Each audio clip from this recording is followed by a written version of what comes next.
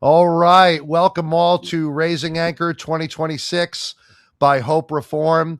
I am super excited about today's session. Before we get into it, let me just share with you why we're here.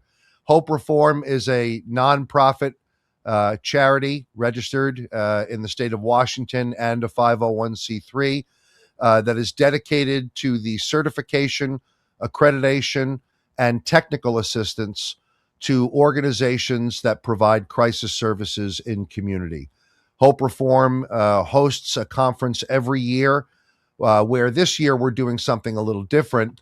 Normally, we engage in a number of conversations with experts from around the world on a variety of topics. This year, we're making all of that content completely available free of charge. But we are going to direct you to the comments area of this video on YouTube, where you can learn more about Hope Reform by visiting hopereform.org. And if you feel moved to do so, you can make a donation.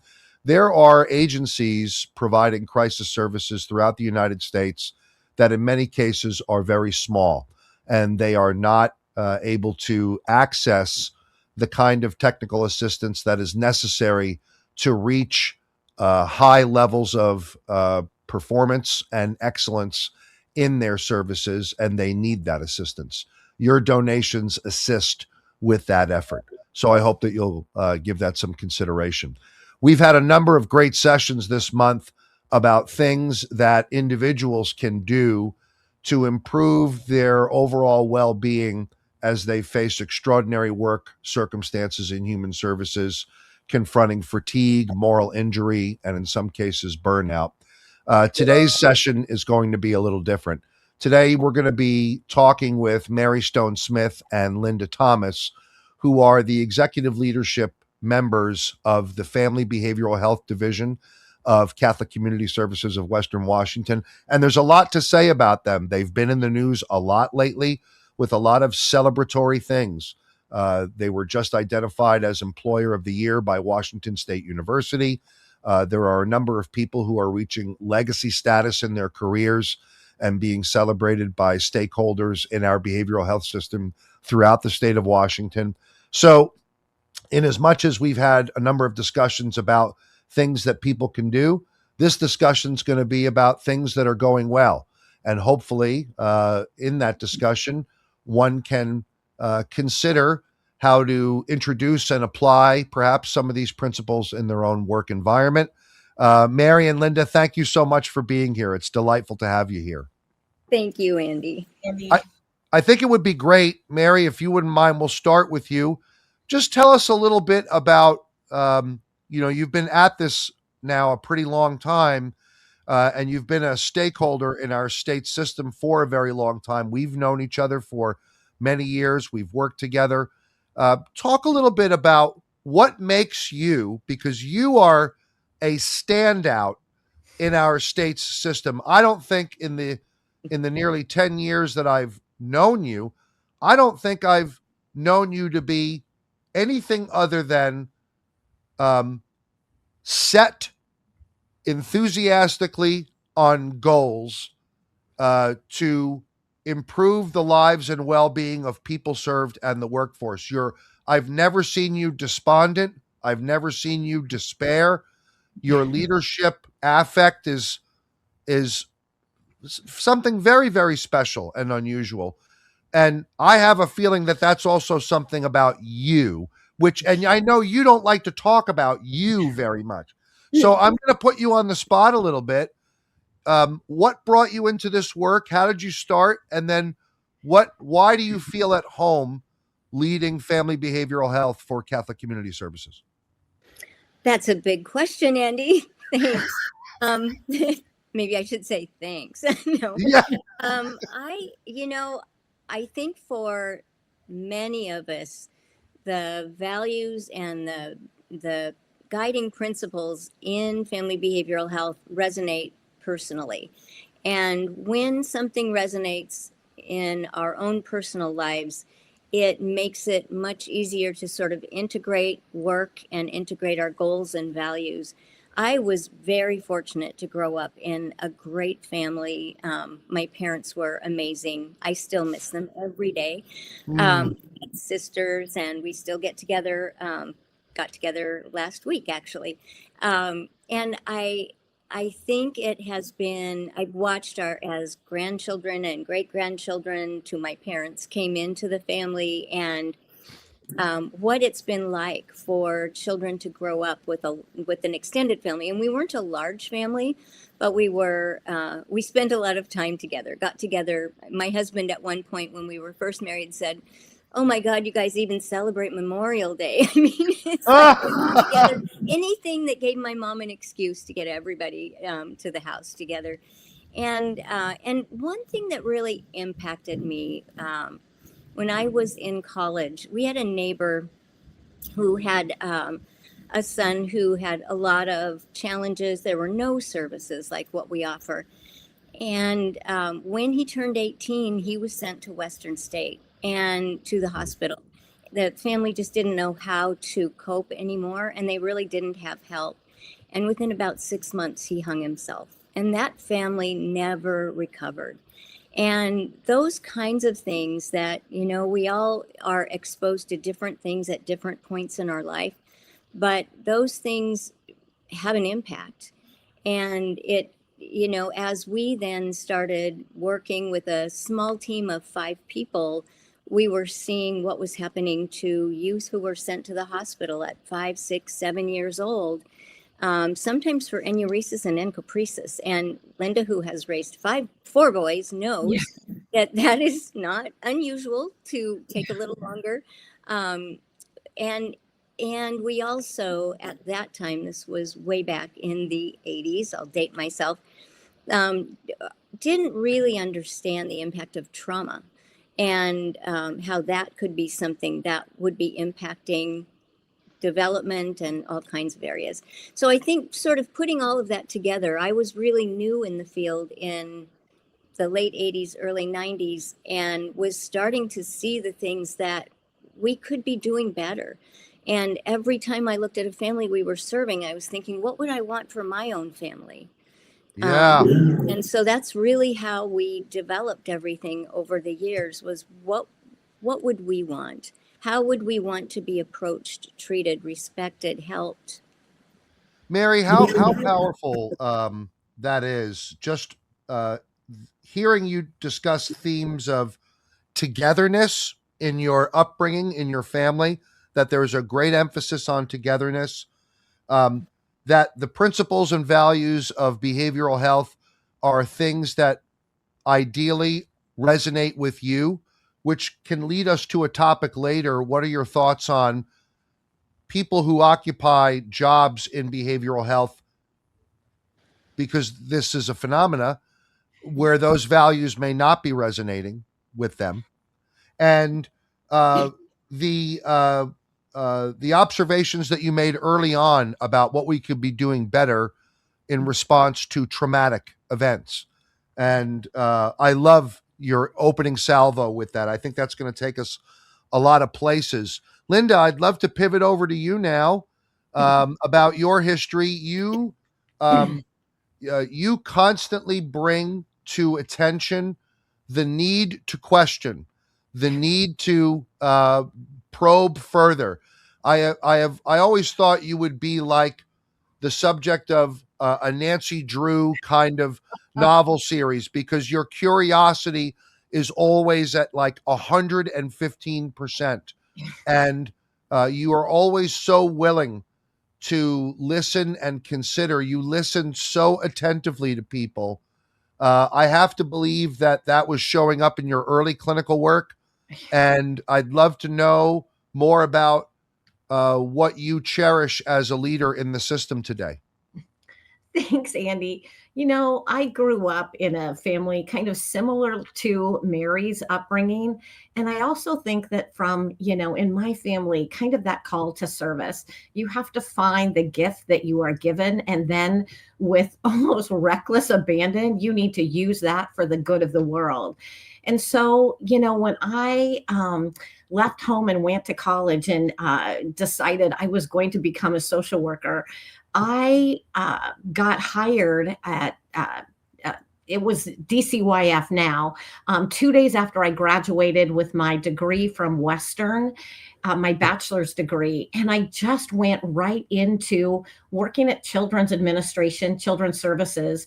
And I feel like, Andy, though I was well served by that system, I ended up working at Children's Administration for about 25 years, just a few months shy of 25 years. And I grew up trying to figure out how we could do the work better. I think, the one thing I learned from working 25 years in a state system, starting out as a social worker and a supervisor, moving into area administration and really providing support for policy rollout procedure, working with those youth that have the most intensive need.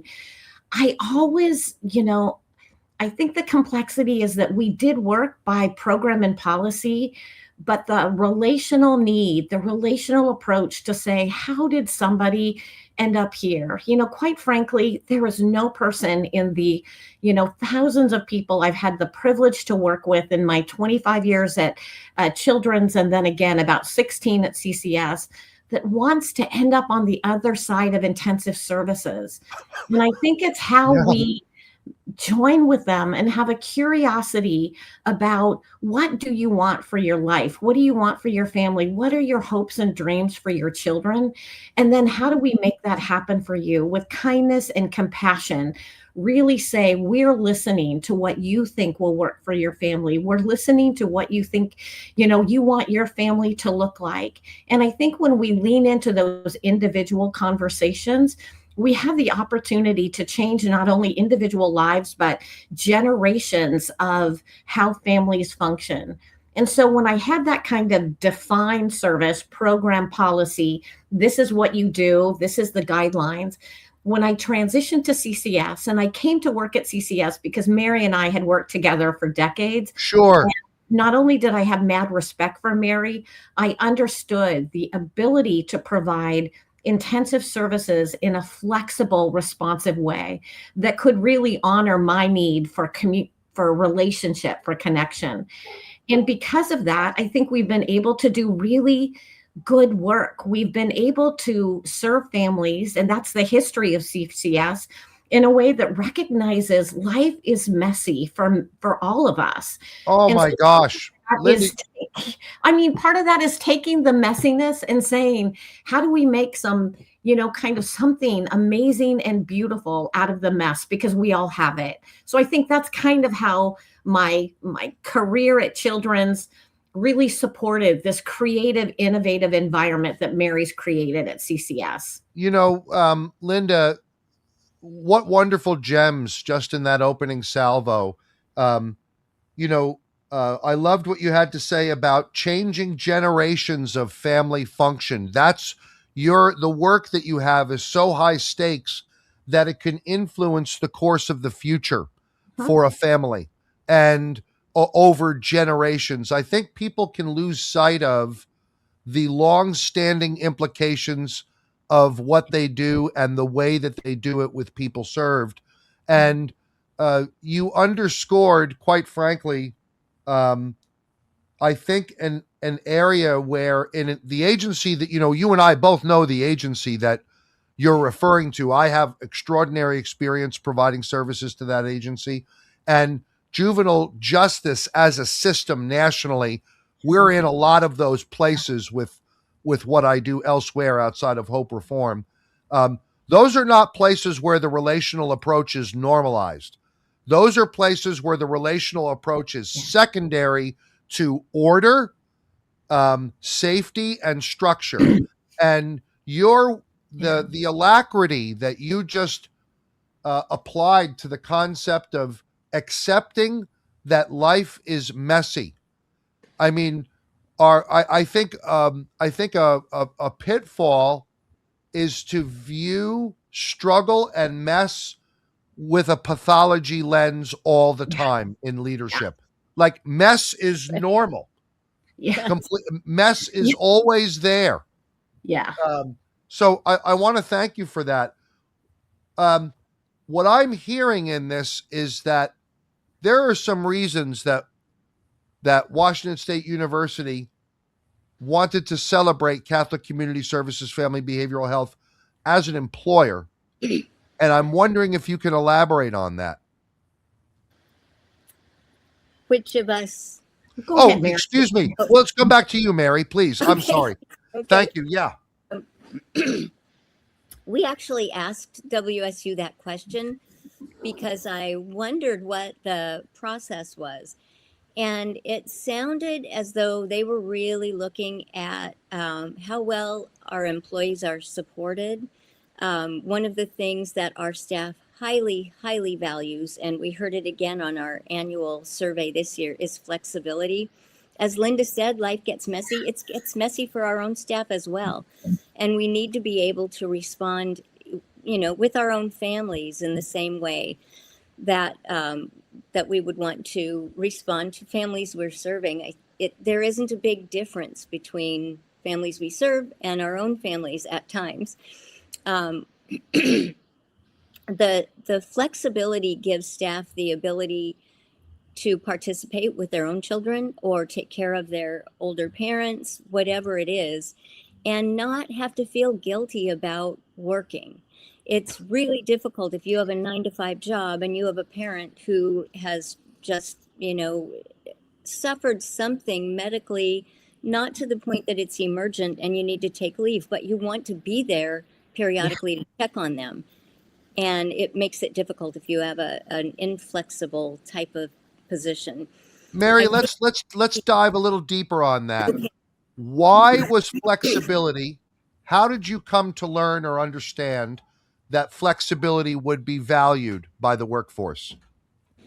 By doing it myself in some ways. Right. I mean, I started as a therapist with Catholic Community Services in a program called Home Builders, which was developed in the North End building of Family Behavioral Health Catholic Community Services. And what I loved was the fact that I could participate in a co-op preschool with my 2 little ones, and that I really had the flexibility to bring cupcakes on their birthday and do all of the things that you want to be able to do. I could go on field trips, those kinds of things. And my friends who were in more inflexible positions weren't able to do that.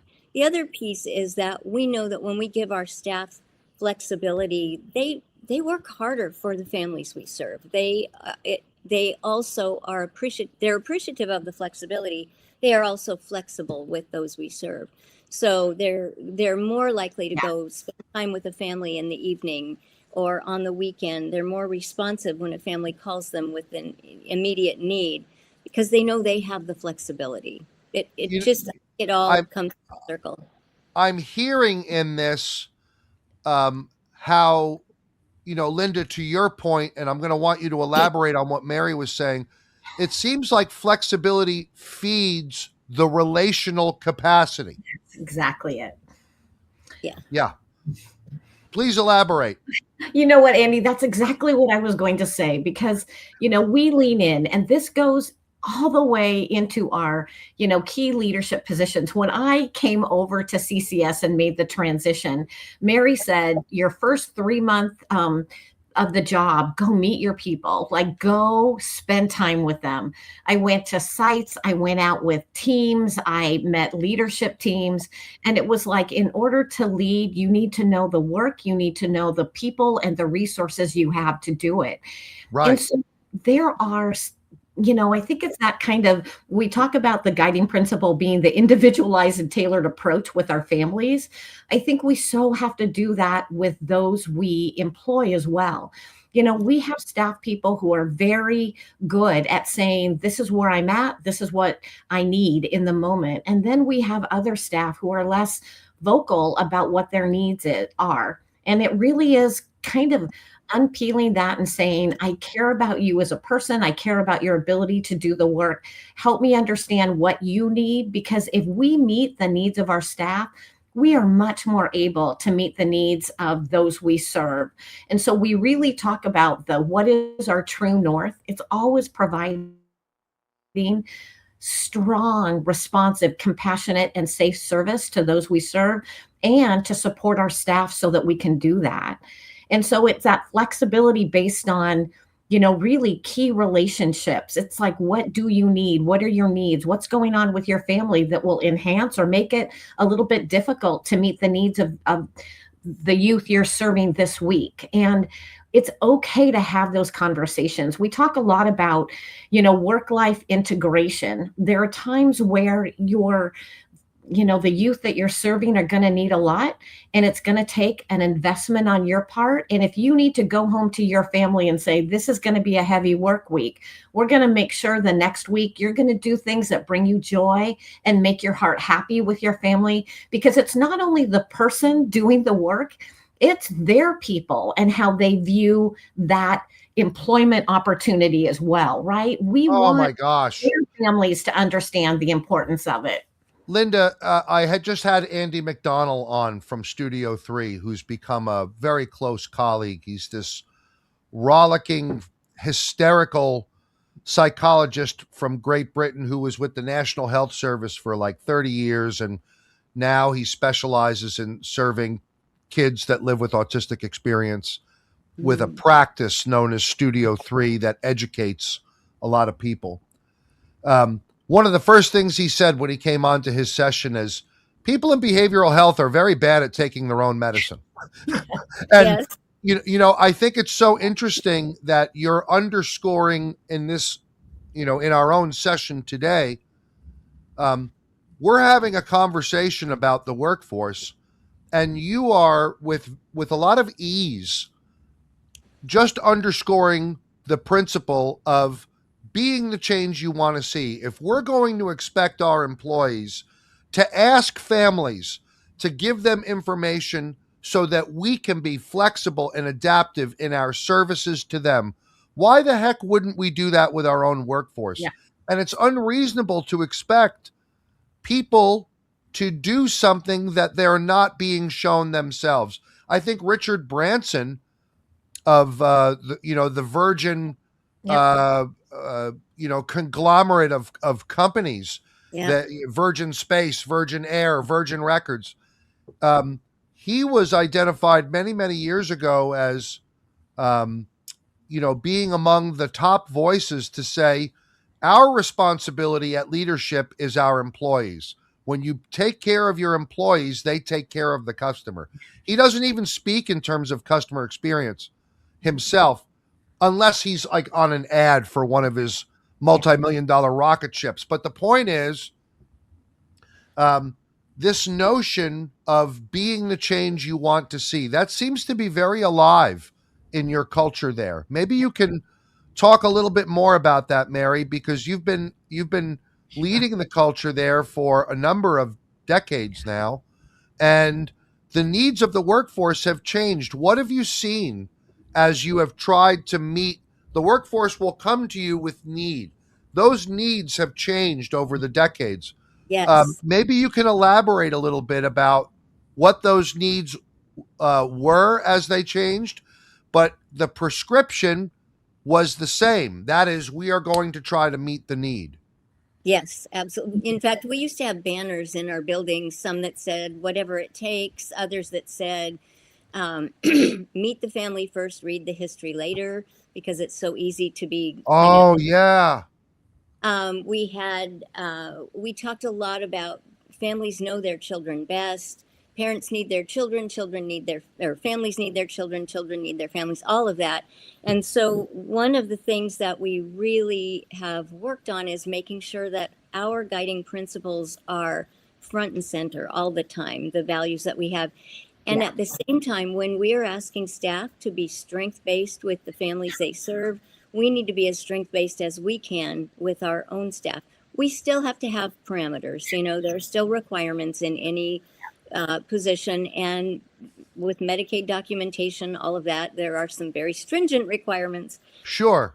But at the same time, we want to give our staff, I think of Southwest Airlines when they first started, and they were really rebels in the airline industry. They were the first ones that weren't a legacy airline. Their whole mantra was freedom to fly.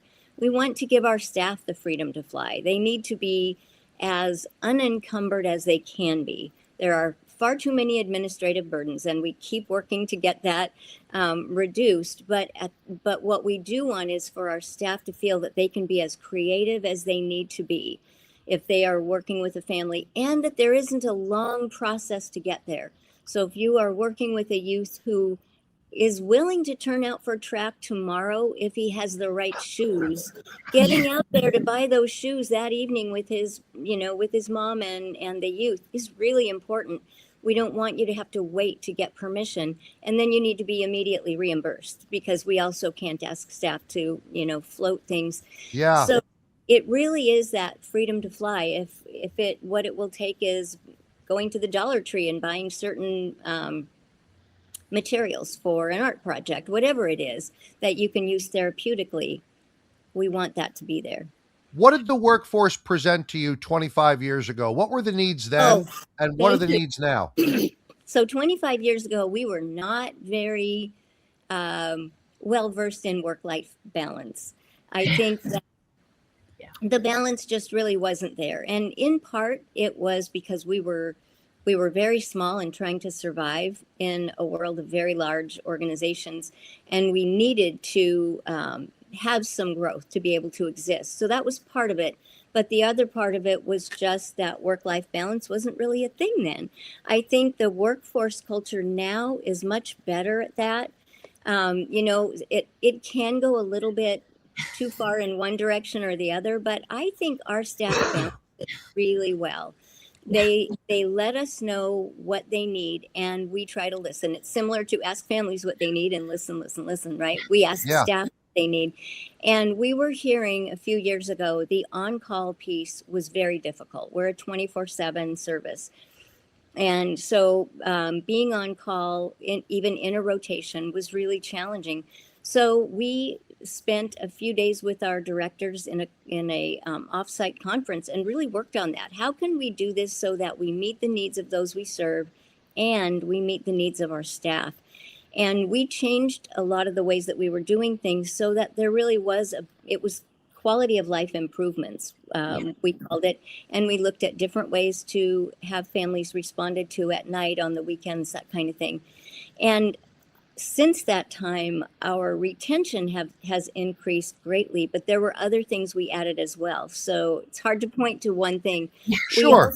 We also really increased the training for our staff. I think it was pretty scary to respond, being on call and responding, pretty scary if you weren't sure of what you were going to do. And, just before COVID, we were really hiring people with much less experience, before, during, and after.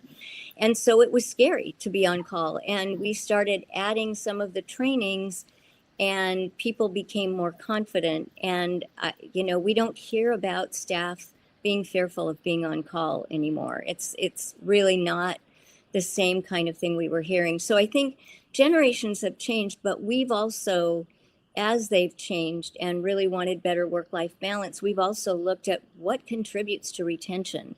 And, better quality of life is one thing that contributes. Hearing what our staff are telling us they need and making those changes if we can. We can't always. Those kinds of things. I think there is a misunderstanding about work-life balance, that staff don't want to work hard. Our staff work very hard. And, it is incredible when we hear the stories about everything they have done with and for a family. And they get families on a completely different trajectory so that the next generations will be healthier. So I think it's a misnomer sometimes when people think that we have a workforce culture that doesn't want to work hard. I think they want to be clear about what they need, and we need to listen.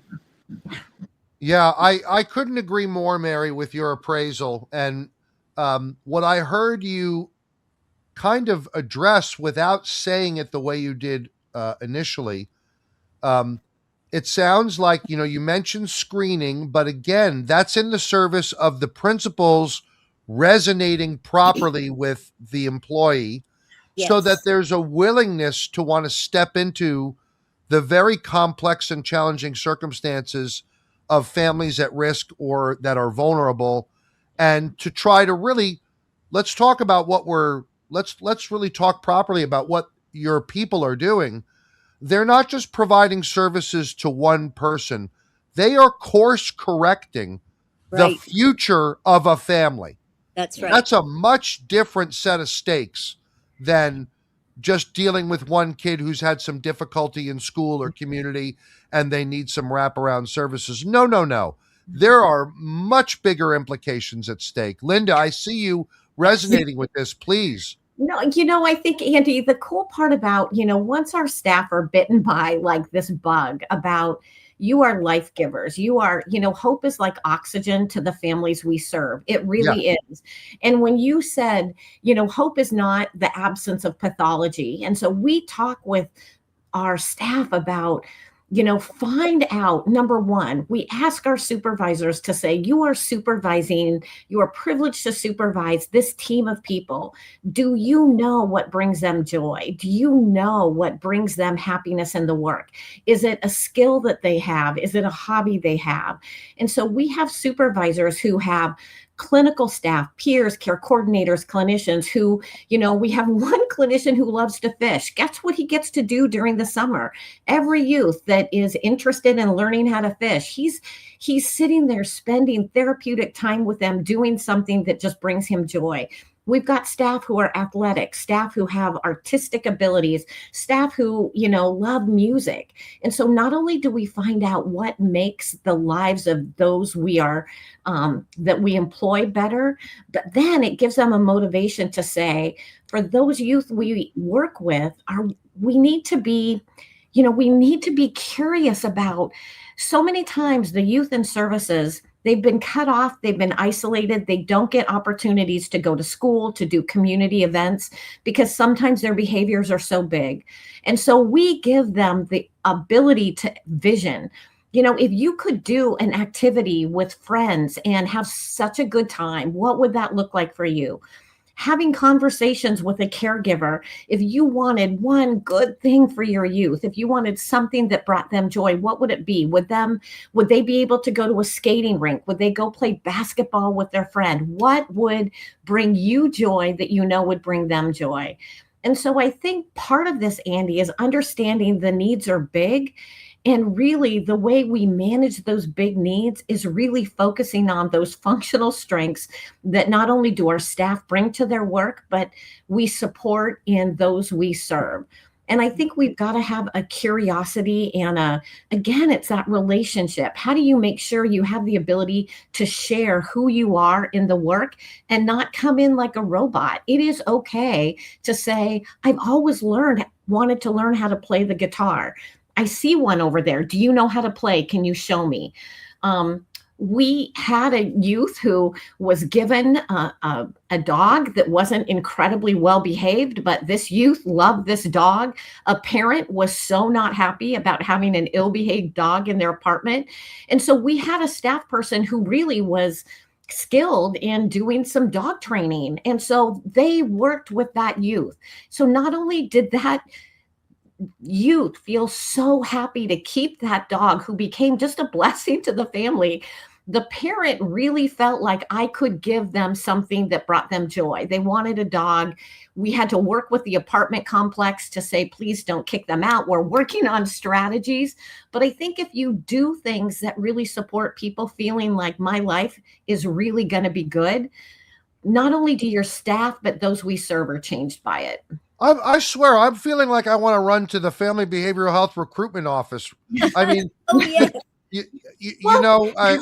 There's something very alive in what you're talking about here about your workforce, and I'm thinking right now, if one of our viewers is working in an agency or an organization where these things are not particularly active, what do you say to that person where they don't feel as though their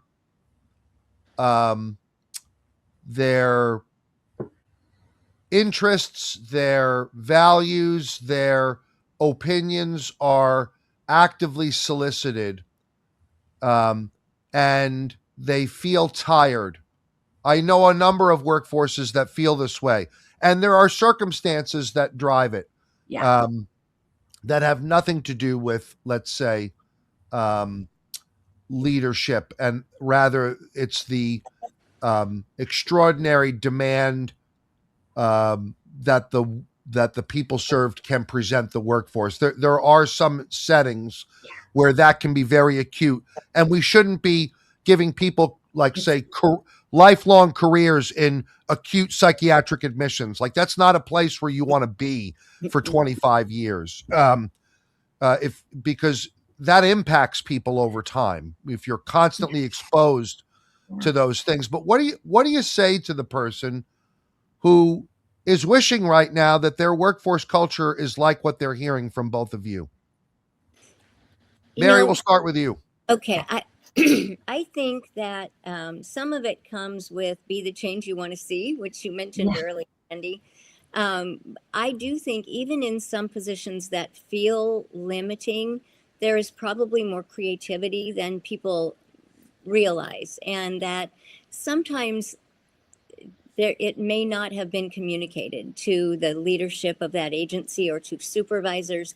And I think anytime someone comes to us and says, I have a great idea, we want to hear it. It's, I think that many of the things we've done over time have come from staff suggesting, can we do it this way? And we look at it and say, why not? Some of the activities that Linda talked about, music or, crafts or playing basketball, whatever it is, we realize that children, youth, and families have an easier time talking with us if they are doing something. And so it can be, it can be any number of things. But if I sit down face to face with you and say, Andy, now we're going to have a therapy session, it's not really going to go as well as if we are talking while we do something. Anyone who's a parent knows when you're driving, you can have great conversations with your kids. There are a lot of things. So I think there are times when we think we are limited, and we might be, or we might not be. My dad was in the legal field and he loved his work. My whole life, he would be singing in the morning, heading to work, loved it. And what he always said was, if you love what you do, it will not feel like work. It's still hard. You still have really hard days, but it's much different. And I think at some point, if you don't feel that you are where you belong, you need to look elsewhere. But I do think first, looking at what can you change? What can you suggest? I agree with both of those things so much. I think that I don't think that anybody can abdicate their own responsibility about their own wellness. And I completely also agree that people have very legitimate grievances with a workforce culture or supervisory experience where they don't feel valued and they don't feel heard. That is exclusively not the fault of the employer or leadership. Everybody brings something to the interaction. Is your side of the street completely swept when you make that claim? What I'm hearing from you is there's always more that can be done. And if you arrive at the conclusion, this place may not be for me, at least you're doing it soberly minded. Yeah. I've done everything I possibly can. I've tried to pursue different ways to be creative and be supported. It didn't work out. I know this place is not for me. I can move on. I mean, I think that's a very viable kind of recommendation. We don't want, in the care and services setting, people who don't want to be in it. Right. And no employer is perfect. We have areas that, of course, all the time. We've got to, we need to address this or that. So it isn't perfect anywhere. But I do think sometimes we don't realize what someone needs. Yeah. Unless there is messiness, as Linda would say. But you accept the mess. It sounds like if you identify, if someone says, hey, Mary and Linda, there's a mess over here, you don't try to cover it up. You don't try to hide it. You come there with curiosity. Tell us about this spill that we didn't see. And Linda, please, I can see. So important, Andy, because even in we talk about this in our new employee orientation, we talk about it in our WISE introductory training. It really is the training to kind of clinical services, that we can absolutely partner with you on anything, but we're all going to make mistakes in the work. You need to have a conversation with us about it, and we lean into those conversations. It really is the worst thing that we can do, not only for you as a practitioner, because you care about doing the right thing, and those we serve, we also have to be honest. We come to this work as humans in who we are. And there are days where, and Mary and I talk about this, days where you show up and you are the best version of yourself. And there are days where maybe you were out in a crisis, or maybe it was about your own family. You had an interaction with a relative that didn't go well, and you come to the office crunchy. And that impacts not only an interaction with somebody you work with or those we serve. And you have to be willing to say, this is how I'm feeling. And what is that about? Is it really about the work? Is the work overwhelming? Is my life overwhelming? I think it really is. We just did a training around different kinds of stress. And it's like, what is it? Is it work stress? Is it home stress? Is it situational stress? What are those things that we have to unpack? And supervisors, again, it's that relational piece of the work. I think the other things that's so important, Andy, is we do a lot of conversations around, because behavioral health, we serve those with the highest level of acuity. There's no doubt. And so the work is often heavy. And we have many conversations with staff around, your role is to hold space for healing. You can't pull somebody over that finish line to say, today is going to be the day I'm going to go to treatment. You can be an incredibly supportive force when they make a choice to have that happen. But we do have to lean into the complexities of our role. If we pick up that, that kind of baggage of every youth we work with, it is going to be so heavy, we will no longer be able to stand up. And so how do we work with families in a kind, empathetic way to hold space for their healing, knowing that when they are ready and when we can move forward, we will move forward.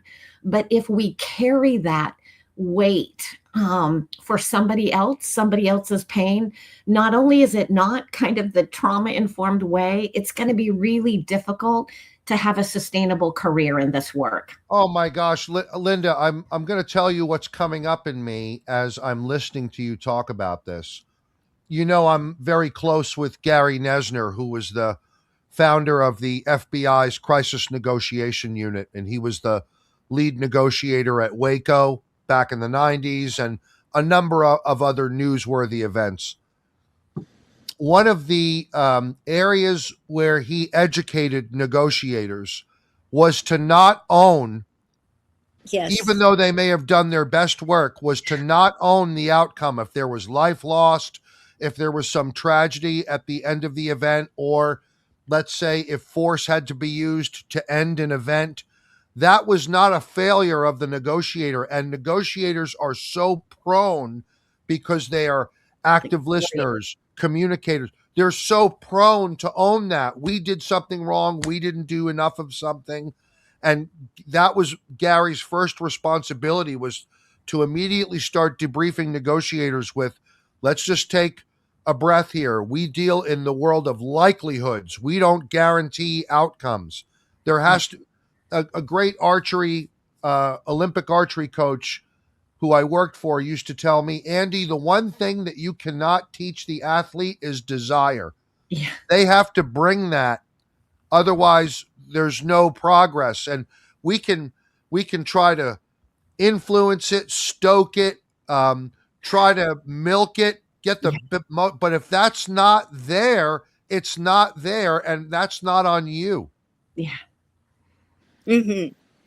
And I think along with that, it's an understanding, Andy, that we have to be responsive and kind of be open to looking at our approach. Sometimes, not picking it up, but if something's not working, say, really unpack. Do we have to go back to engagement? Is there something I missed? Do you have a need? We call them a hole in the heart need. Do you have a need that I didn't understand, that you don't trust me enough to talk about? And I think it really is never giving up on that optimism and hope for a youth and family, really holding space. Because Mary and I were at a conference with a couple years ago, and we heard the speaker talk about how, you are changed by the joy and privilege of doing the work. Like, you as a practitioner are changed by every single youth and family you work with, sometimes in hard ways, sometimes in growth ways, some in joyful ways. Man, I'm going to do that again because it was so darn effective. Yeah. And I think we've got to be open to really, in this work, knowing that not only will the lives of those we serve change, but we as humans are going to be changed by the privilege of doing the work. Mary talks about that all the time. How do you, I know if I were sitting in a new employee orientation class and I heard that message, I'm going to be transformed by the work. I know that would make me feel excited. When you look at the landscape of youth and family services today, and you see what's on the horizon now with the advent of technology, AI, we have a sleeplessness crisis within youth right now. We have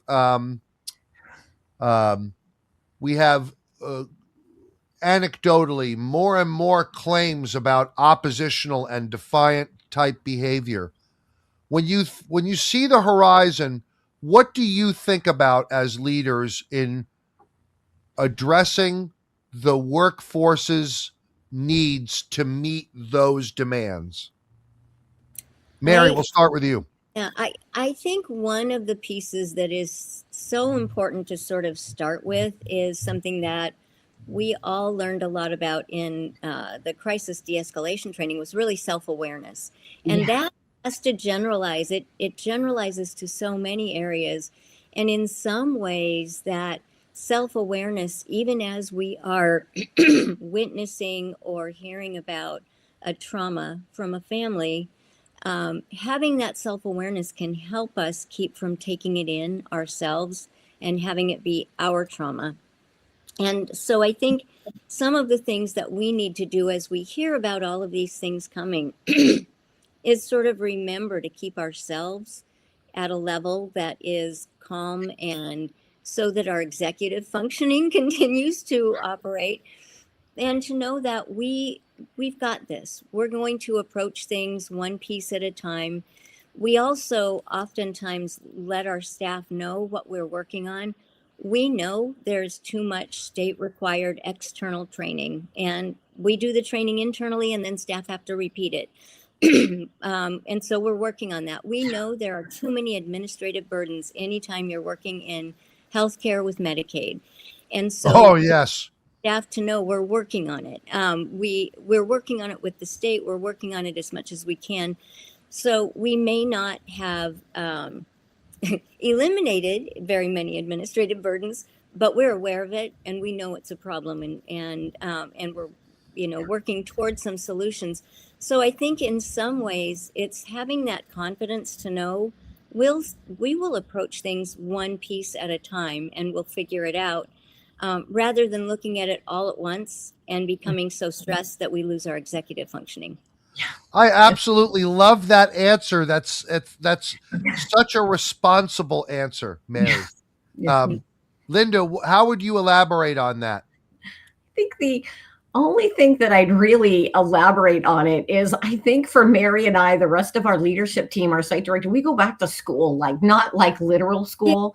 There are so many things that we have to learn because our staff, many times, Andy, because, some of our younger staff grew up with some of those historic challenges that, I didn't. And so it really is that kind of curiosity. Some of our younger staff that are in it, that have younger siblings that are going through many of those things right now, really making sure that we are current on, kind of that relationship building. What do you think? What do you need in order to do your work? But it really is just being curious in terms of, how do these changes feel? And I think the other thing, Mary, you alluded to it, is acknowledging for families that it really does feel like there's some unprecedented reasons for worry. Kind of like we talk a lot about the proliferation of fentanyl, and, even a youth who, has a one-time experiment with pot, and maybe it's laced with something. The dangers out there are real, and we have to have the courage to talk about them, because I think so many times, Mary's right, it can be so overwhelming that for our staff, it's like, can you ask parents, really, what are you worried about for your youth? Do you worry that they're experimenting and something bad could happen? What do you think the risks are in your home? How do we make sure they have the home they want, but there are not real dangers in terms of many areas? How do we have those candid conversations with families and our staff so that you can maintain a relationship and still really look at those things that might lead to an unsafe home environment or an unsafe working environment for our staff? We have to be courageous enough to recognize those things are out there. And I think that was a huge piece of the training we did with James Sporlander and Don Robinson, the Heart and Courage training, about how do you talk with our leaders who are going to talk with their staff around what it's like to go into a situation with all of these threats, be grounded in your response, but still be able to have hard conversations about scary things. Yeah. I love that you are underscoring the value of being courageous to talk about things that are uncomfortable and inconvenient. Yeah. I don't know how anything improves without that fundamental capacity. And thank you for just being examples of that in your leadership approaches and in the different ways in which you have to go about applying that principle, because that happens at every layer of the organization. We have to have, what did you call it years ago, Linda? What kind of conversation? It may have been a type of... We said courageous conversations. Oh, okay. Yeah. So, saying the thing. Yep. Yeah. So that message, I mean, for our listeners of this program, you're not laying anything down here that I haven't heard you articulate before. And I've heard you mention the courageous conversation, let's say, category. And that captures something absolutely necessary. I'll share this with you. I think both of you know I serve in an elected official capacity in my community. And I want to share with you that I am observing people who are avoiding that. That, we have to be able to have a conversation about equipment failure and not hide that. We have to have a conversation about, let's say, an area of our policy manual that's underdeveloped and hasn't been revised in 6 years. We have to be able to talk about that without people, screaming that their dignity has been assaulted because we raised the issue, and they may have some connection to it. And we have to find ways to engender enough trust so I think people don't feel personally assailed when we're discussing, as you would say, Linda, mess. We have to be able to talk about the mess. And and the only way we're going to do that is when people stop being personally assailed by the mess discussion. Andy, I think one of the important things about that is that, even in my conversations with leaders, you have to I care about you too much not to address this Achilles heel. Like with a family, it could be, I care about your success and the life of your youth too much to not say, I think this thing in the home is unsafe. We've got to talk about it. But it goes beyond that in terms of leadership, because I say very clearly in working for Mary, it truly is a privilege. And I don't always have the answers. And there are times where I'll call Mary and say, Mary, I truly don't know what I'm going to do next. And I never have to worry about that kind of transparent conversation. When Mary and I were both, when the pandemic really hit, Mary was the first one to say, well, this is our first worldwide pandemic, so we're going to make it work. And we'll just do it a piece at a time. We're going to eat the dinosaur a bite at a time. You are going to have a crisis. You don't know what to do when you walk in the door. You are going to have a family who has a real concern in which we may have done the thing that was less right, and we're going to have to answer to that. Those things are likely going to happen. How you show up in those moments is just, and Mary, like totally, she's our mentor from the top. Like you always have to try hard and you always have to work hard, but you do it in collaboration. And I think that's the joy of the position I have in Mary's leadership. Well, I don't say this in a light way. I would love for a leadership book to come out of you, Mary. You want to think about that. Yeah. Maybe, a post-retirement project or something. One thing that I wish I had kept track of, Andy, are the times when we made mistakes. There were times I can look back and see where, we made a turn in that direction. We should have gone in that direction, and we had to course correct it. Yeah. But I do think that, there's so much that we've learned, and we work as a team. Linda says working for Mary, but we totally all work together. Yeah. As a team. I know that. Yeah, from working with us. But there are a lot of things that I think back on, and I think of all of the things we learned by making a mistake and having to, course correct. It is not an easy field to be leading in, and especially when you are a non-traditional provider who is really trying to do things in a creative and flexible way. And the staff we hire are incredible people who jump into everything. And so there are just a number of times when I look back and I think, we could have been more appreciative at this juncture, or, maybe we should have. Fair enough. But at the same time, the thing that just keeps coming through for me as I listen to both of you is the freedom and the ease with which you will discuss the discomfort of experiencing mistake. That is a capacity that's so needed in so many places where there are many, many leaders who are completely unwilling to do that. And I just want to thank you for not being that. I want to thank you because the outcomes speak for themselves. If we expect our social workers, peer support personnel, family support personnel to be this rich, diverse source of validation, comfort, and support and service to a family, we must show the workforce the same mercies. I'll use that in the Catholic context. We must show them the same mercies that we want them to show other people. That's right. Yeah, absolutely. How do people learn more about Catholic community? Go ahead, Linda. Go ahead.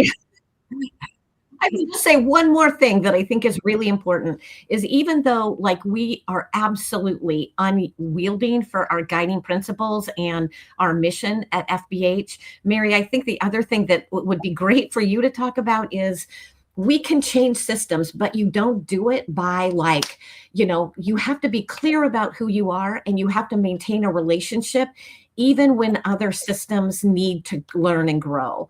And I think, Mary, that's been our staff love what we do. Sometimes they're impatient or they're impatient working with other systems because they approach things differently. I'll put it that way. And Mary, you have done a really good job. It's pretty incredible to say that's a system that, will save us if we can really talk about the work in a way that they can also focus on the needs of youth in the community. You know what I mean? Mm-hmm. just is a really important. You have to be who you are, work with systems that are still growing just like we are. But you have to maintain those relationships with other systems as well.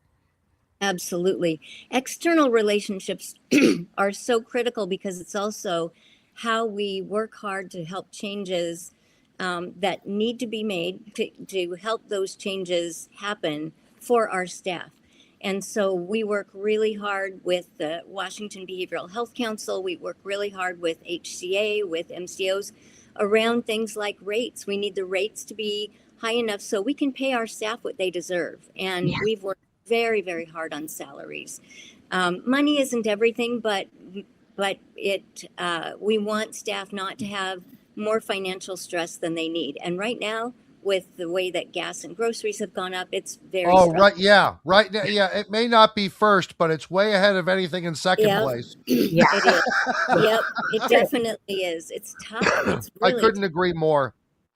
I want you both to know that I sit here for this past hour feeling very humbled and very grateful to learn from your experience and to freely be so open about lessons learned and to be willing to step into discomfort and mess with an expectation that that's normal.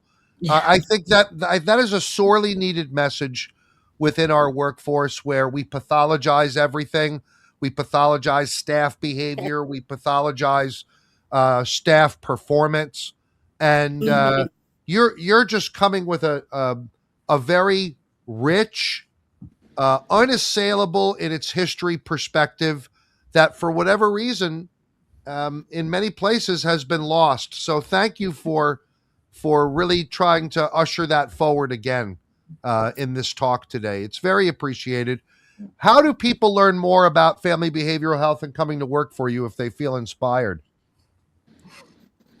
I think that the best way is to go online and hit the careers button and get in touch What's with the our website, recruiter. Mary? Tell everybody the Yes, the website. website is ccsww.org. It's not too complicated, but the other way they can do it is go to ccsww.org and pull up family behavioral health and get in touch with one of Mary, us. sadly, your internet Email is glitched. not the best way. It's the bane of my existence, but I believe my cell number is right on the website, and Okay. I think Linda's is as well. Mary, sadly, we had some technical difficulty with your internet there. Uh-oh. You know what? It's okay. I'm going to summarize Battery it. is actually dying. Okay. Off you And go, I Mary. Thank think you. my cord isn't. So I'm going to take her off the stage so she's not glitching. Linda, thank you so very much. ccsww.org. Go to the careers button. And Family behavioral health. Yep. I think I can restore her, or she's still Yeah, frozen. there we go. Okay. All right. Very good. I want to thank you both again so very much. It was so delightful to have this conversation. Thank you for everything that you do. Thank you.